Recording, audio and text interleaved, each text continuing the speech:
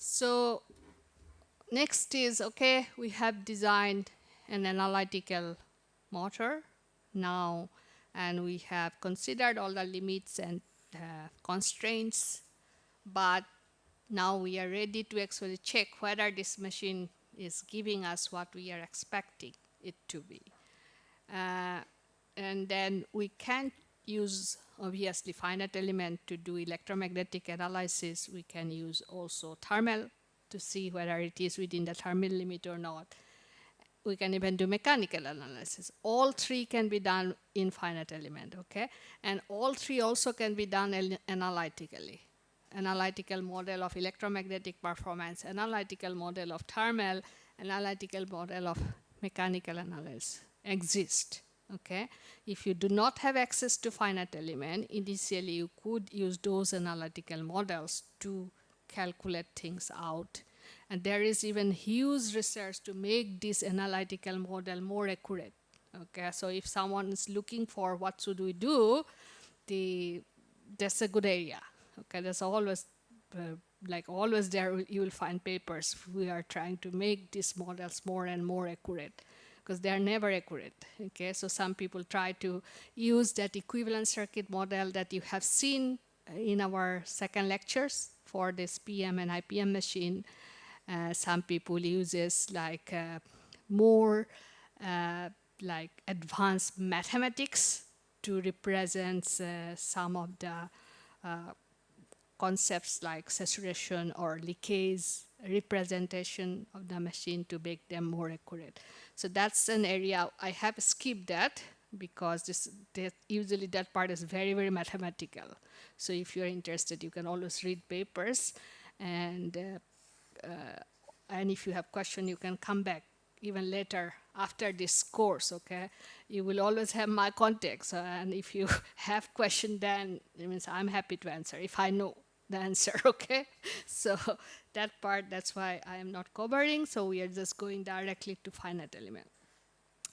Now, in this, we will try to first understand how those equations that we have seen in our last lectures, the electromagnetic equation, how they are related to finite element, which happens at the background of your finite element software.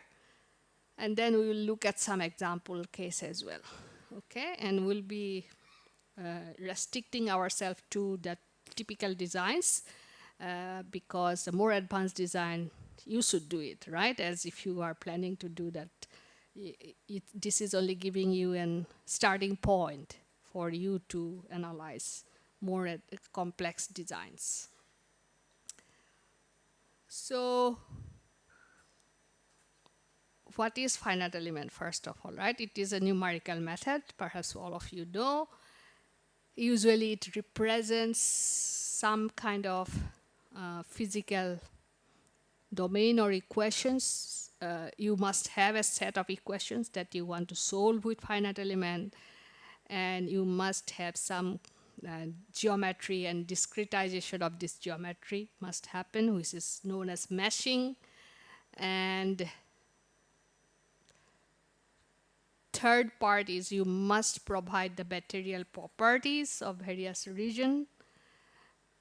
Then when it process, it actually trying to solve a set of matrix equation there, okay, which based on your Maxwell's equation and Poisson's equations, okay. It's only trying to solve those equations at the background, and they will provide us some quantities after it solved those equations, like the flux density, torque, etc.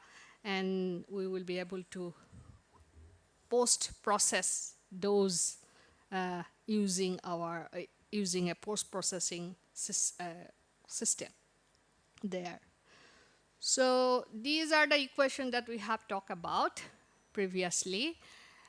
This is the second postulate, and usually in the finite element, or it's also Maxwell's equation, so in finite element usually this displacement current is ignored, okay, because it treats the electromagnetic as a field electromagnetic. So this part is ignored. So our equation simply is curl of H is equal to current density. And first postulate, d of B is 0. It also uses the relation between flux density and magnetic potential. Okay, it basically tries to calculate the magnetic potential. Okay, it's try to solve the magnetic potential. So when, and also the relation B equal to mu H, if we have magnet, then it uses B equal to mu H plus the remanence flux density. As we talk about, this is represented as a straight line. Okay, so this is that equation. Okay, B equal to mu H times BR. So main equation that it tried to solve is actually this relation. B is equal to curl of A. Okay, and you can see it's a three-dimensional equation, right? If you are doing 3D finite element, this is what it is trying to solve. Okay, it's trying to find the three component Bx, By, Bz from Ax, Az, Ay. Okay, at each point or each node. And how does it do it? Because it linearizes it. If it is two-dimensional, then we assume that there is no change of magnetic flux in the z direction, or it is means no, almost zero. There is no change of flux with respect to space, okay, x, y, z, okay. So we assume Bz to be 0, and that's why we can do two-dimensional finite element for electric machines. We assume there is nothing in z direction for conventional machines. But in axial flux PM machine, things also happens in the z direction. So that's why you need 3D, okay? And if current is present in your finite element, then this is actually Ampere's law, basically, okay, but in the differential form, okay, which is equal to the current density.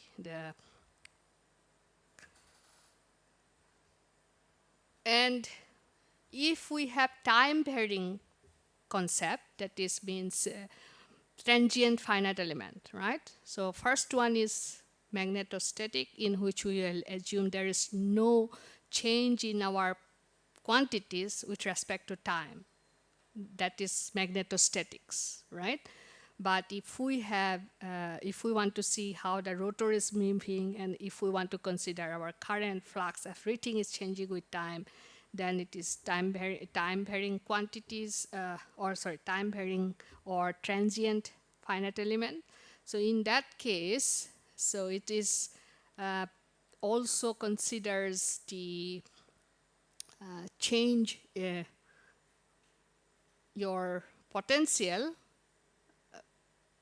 magnetic potential is also becomes function of time.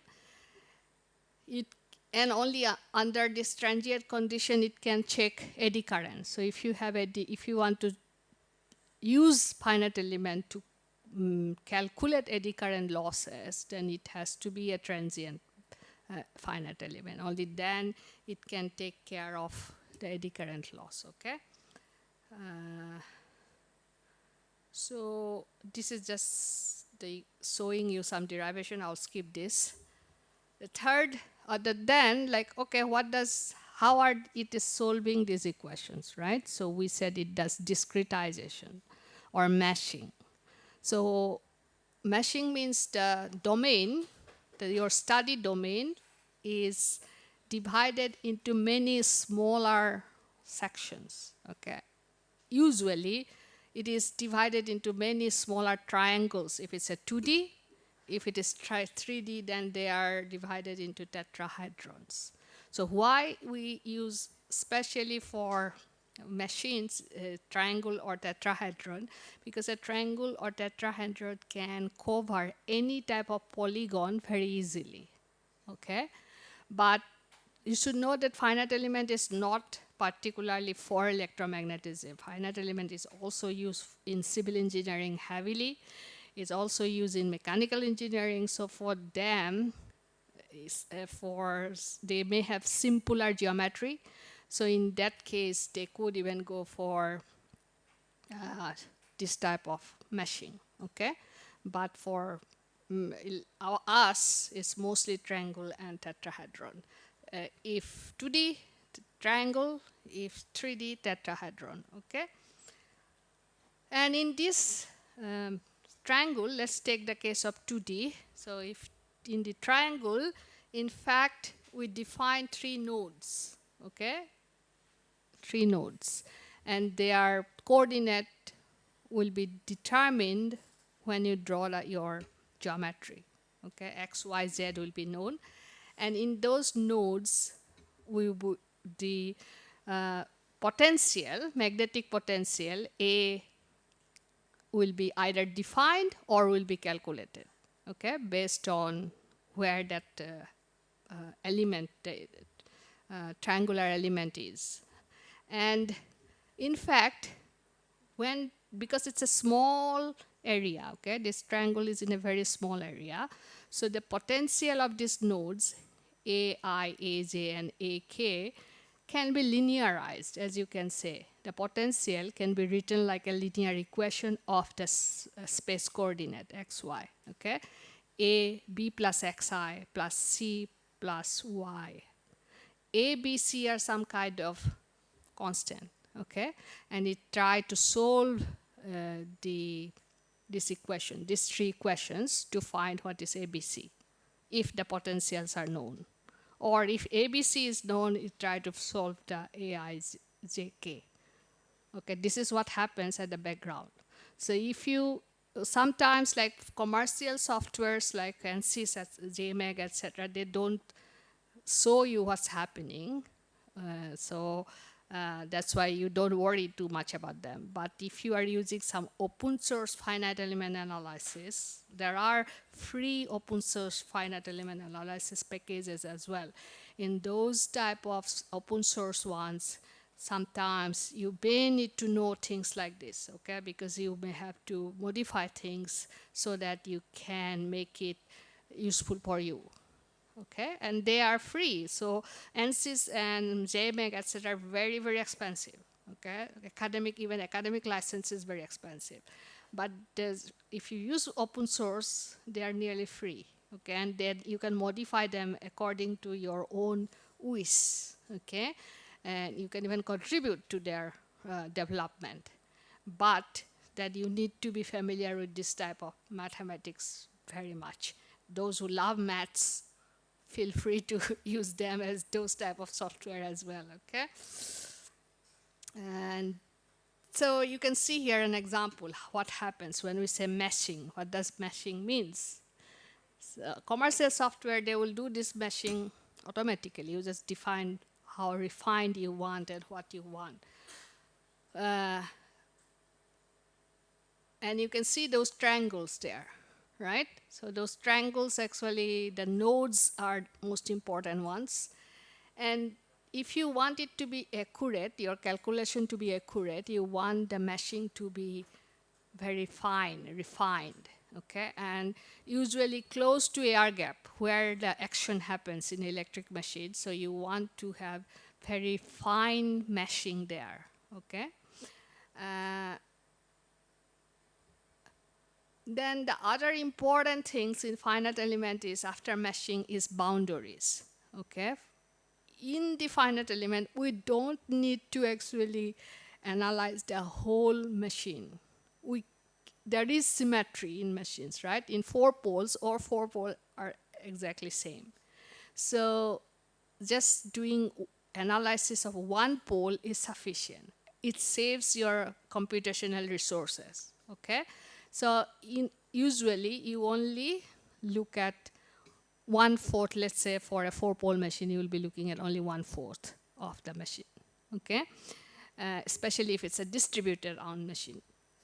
Then you have to define boundaries, okay? This boundary condition again comes from typical classic electromagnetism. Okay, there are four uh, these differential equations. There are they can be defined of space where you are going to analyze these differential equations by these boundary conditions. Okay, so for finite element boundaries, usually only Dirichlet and interconnection boundary conditions are mostly used. Okay, the first one tells us or tells finite element that you don't have to calculate flux here. Okay, flux will be only within this region, and flux path will be like this. Okay, need to be like this. So this is what the first boundary condition tells it. And the second one tells us that this geometry or this calculation will be repeated here or will be mirrored here. Okay, the interconnected boundary condition simply tells that. And so both of them are very important. So if you do not define these boundaries correctly, you will end up having wrong calculations. Okay, and the easiest way to check whether you have defined, sometimes it solves everything and you think everything working, but then your results are not matching of what you expect. So the easiest way to check whether boundaries are set correctly or not, to plot the flux path. Okay, for example, let me show you something like the flux path. This is called flux path, right? So if you plot the flux lines in your geometry, once it is solved, if they are crossing like this, so you know that you have set your boundaries correctly. And if it's a 4-pole, you are correctly seeing the 4-pole distinctly. You know, especially if you don't yet have any current or any rotation of your rotor. You only have magnets, and you have solved it as a magnetostatic, and you see that it is showing correct flux path and it is showing distinctly the pole numbers. You know you have selected your boundaries correctly. If this figure is not correct, more than likely your boundaries is not set correctly. Okay? So I always do this. So once I build geometry, first thing always after solving magnetostatic, I check this figure. Yes?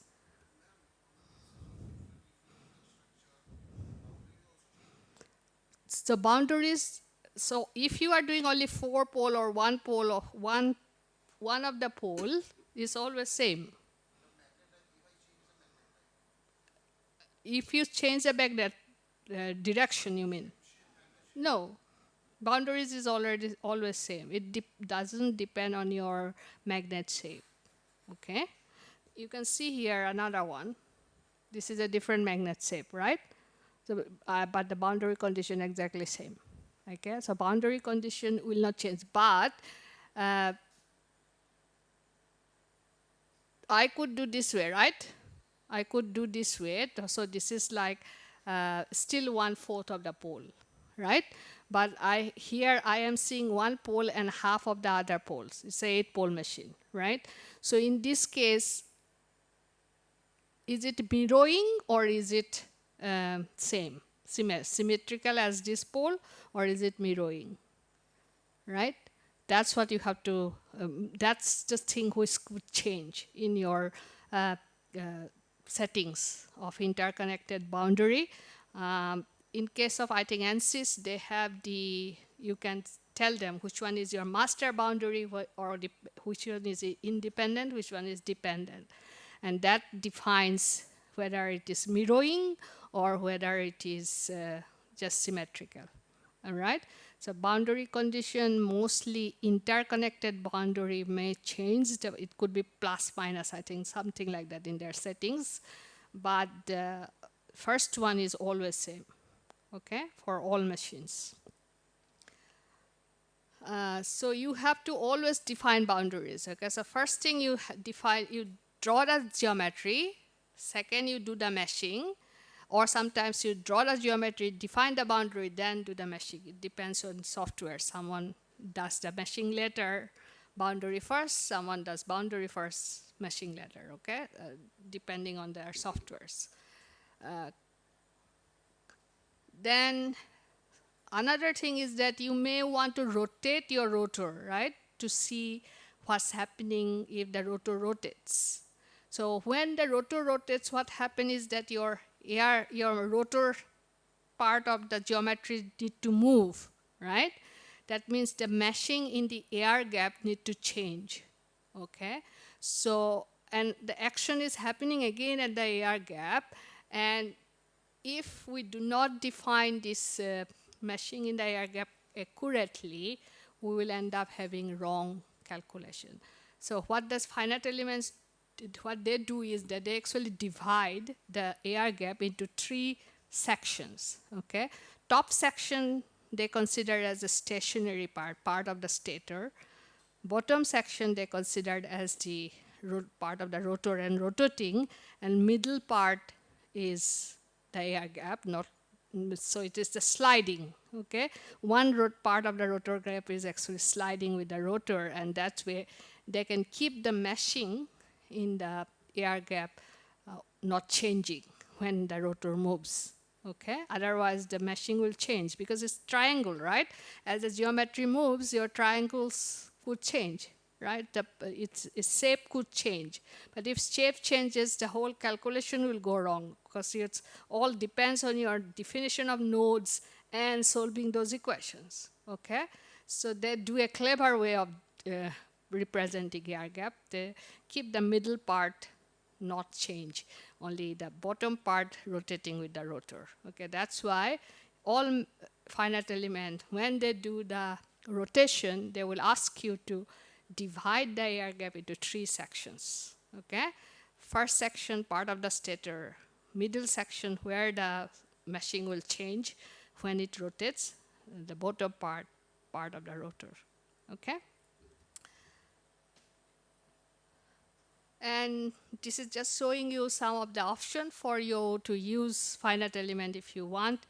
JMAG is very popular if you are only doing electromagnetics, okay? If you're not that much into thermal and mechanical, then JMAG is pretty good. And COMSOL also, but COMSOL is again quite big software, so it's not just for electric machine research, it's a very big, so it's open to a lot of other engineering field, whereas JMAG is particularly for electric machines, especially electromagnetism, okay? ANSYS and COMSOL both actually are open to many other engineering fields, not just electrical engineering. So they're huge. But the advantage of these two is that they can, you can do mechanical and thermal as well, part of it. You can do multiphysics together.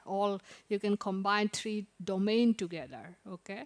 But it may require large computing resources. You may need a workstation. A normal PC may not be sufficient, but you may not need supercomputer, but you may still need a workstation, okay? Because they need, and more complex your geometry, more numerical power you need, okay? But these two are good if you want to deal with all 3 domains, okay? And Altair flux, previously it used to call, it used to be Maxsoft Flux 2D. I think recently it became Altair Flux. This is somewhat similar to JMAG, okay? They are very good for machine design only and mostly for electromagnetics, okay? I haven't used JMAG, but I know a lot of my other colleagues has used JMAG, and many paper you will find using JMAG. I have used Flux before, and recently I am just using mostly ANSYS actually because our university has that license, not for any other region, okay? And another good thing is that usually you can always convert from one to other easily because the basic geometry files are AutoCAD files. So if you know finite element, actually you also become expert in AutoCAD most of the time. And if you already know AutoCAD, then finite element drawing the geometry becomes very easy because you already know what to do. Okay, so either way, and the geometry file can be imported as AutoCAD file. So if you building prototype, usually the manufacturer asks you for that AutoCAD file only, the prototype manufacturer, because they don't know what is Maxwell's or what is JMAC, right? They will be only interested in your geometry, and you can then produce an AutoCAD file for them, and they will, based on that, they will produce your prototype. Okay. So here we have already talked about the how as an example case. So this one was the rotor. I think you have seen in a previous slide as well. This was one of our older version of a IPM design done by someone else, I don't know. But we have all the dimensions available for this machine. So we could draw the geometry easily. And as you can see, this is the whole geometry, but for finite element, we only needed 1/4 of it. And once I draw the geometry, assign the materials, then I do the meshing, and after that, at the background, it is solving the equations. Once it is solved, I am able to see flux lines. I am able to see flux density everywhere. As I mentioned, so you may be interested to see how is the tooth flux density. Is it within the limit, or is it exceeding the tooth flux density? Okay, you may want to plot the air gap flux density. Here you can see how the air gap flux density is plotted. We can do Fourier analysis of that flux density waveform and find what is the fundamental component. This will give me what is BG1. Okay, and I can now check, is it close to what I have assumed in my sizing equation or not. So first thing, I always do this, okay, without even going to transient. So once I am happy with all this, then we'll start assigning the windings properly, excite them with the required current, or even before current, I think I will just define the windings, and then I will rotate the rotor to see the EMF, okay? And if EMF matches what I am expecting, only after that I excite the windings with current, and then I will be able to see the torque, okay? One good thing for finite element is they are very, very closely, they can very closely predict back EMF, okay? It's my experience. Whatever finite element software you use, usually they are very good at predicting back EMF waveform, okay? And air gap flux density, that means. And they are also good at torque waveform and torque, average torque prediction, but they're not very good at efficiency, although you can get efficiency map out of them, but usually they are higher than what you will get in a real prototype, okay? But it is like people know about it. So if you have designed a machine, you got the efficiency slightly lower than what is predicted, it is acceptable. Most of the people accept if it is slightly less. Then if you get higher, then will be a question. If you are getting higher efficiency in your prototype than your finite element, then that will be a question. That is questionable, right? Then there will be question on your finite element, okay? So the same thing you can see for this Toyota Prius motor. Okay, this is done with Maxwell's. You can see matching here. You can see the flux path, flux density, air gap flux. We can also check cogging torque at this point if we want to see. Cogging torque is something, the interaction between magnet and the tooth, okay? So it is, as the magnet wants to be close to the tooth, So you see a magnet moving, okay, like a cog in a gear wheel. The rotor tries to move like that. So without even applying any current, if you rotate the rotor with a very low speed, you can get this cogging torque prediction in the motor. And higher the cogging torque, worse is your design, okay? Because cogging torque becomes part of your torque ripple. So you do not want high cogging torque in your machine. And PM machines are well known for having high cogging torque. Okay, so by doing design optimization, cogging torque can be reduced too. Okay, and then you can see here the average torque. So you can see there's a lot of ripple in this machine. This is Toyota Prius machine, but it has very high torque ripple. Yes.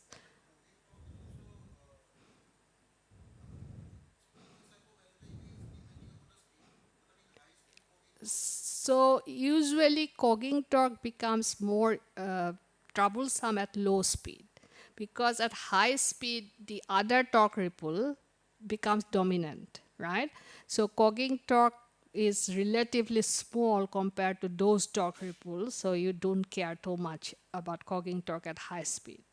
But if you are designing a motor for low speed, for example, you are designing a generator for wind turbine, then cogging torque is very important, because at cut in speed of the wind, first it has to overcome cogging torque. Only then it will be able to produce power, right?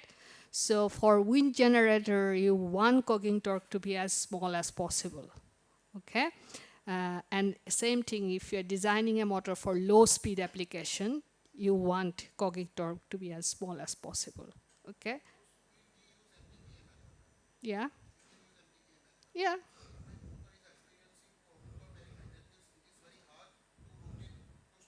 yes, yeah, yeah. Cogging torque you can only reduce in the design stage. If you have already designed it, cogging torque you cannot reduce by control method. Okay, control method only can reduce cogging torque. The torque ripple. Okay, so by when you said you have to rotate it by hand, it's quite common for many even commercial motors. Sometimes they need a slight push to start. Okay. Uh, but that's not good. For many applications, you may not have that option of turning it, right? It needs to be started by itself. So that's why cogging torque minimization is important while designing. Okay? Yes, it depends on the position of the magnet with respect to your tooth. Okay, so your tooth is determined by how you have designed your slots, right?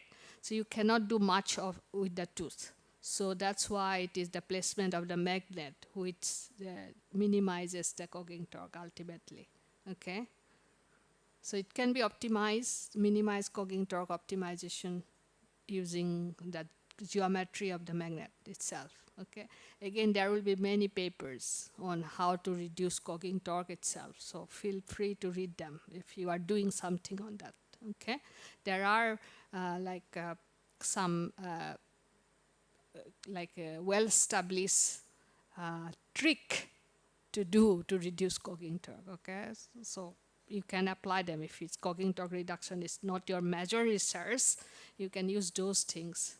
Like for IPM machine, I think it is this breeze design, like this part, how you put it, influence a lot. Okay, this angle can influence a lot. Okay, this V angle for V-shaped IPM. So a lot of different things. Okay. And you can also see the induced voltage, not just the back EMF, but when the terminal voltage, because usually in finite element you push current, you input current. You assume that motor is perfectly controlled and it has sinusoidal current. Okay, in the winding. So here, when I say I excite the winding, that means actually I just putting sinusoidal current in my windings, and that's why I may want to see how is the voltage. So you can see the voltage is not sinusoidal. Okay, it got distorted because of your flux density here. You can see air gap flux density is not sinusoidal, right? So that's why this induced voltage is also not sinusoidal. Okay. We cannot see this voltage in practical cases because our voltage, we have PWM, right? When we supply this motor through an inverter, the voltage waveform is always PWM pulsed. So you have to use some kind of filter, and when you use filter, actually you also filter out this ripples. So we usually, if we use a filter to see the terminal voltage, we see nice sinusoidal voltage, but it's not real actually. Okay. Okay. In reality, there will be this effect of slots. Actually, this is the effect of slots, what we are seeing here. Okay. So they could be present even in your voltage waveform. Yeah, I think that finishes our today's talk. Okay. Do you have next session? When will be the next session?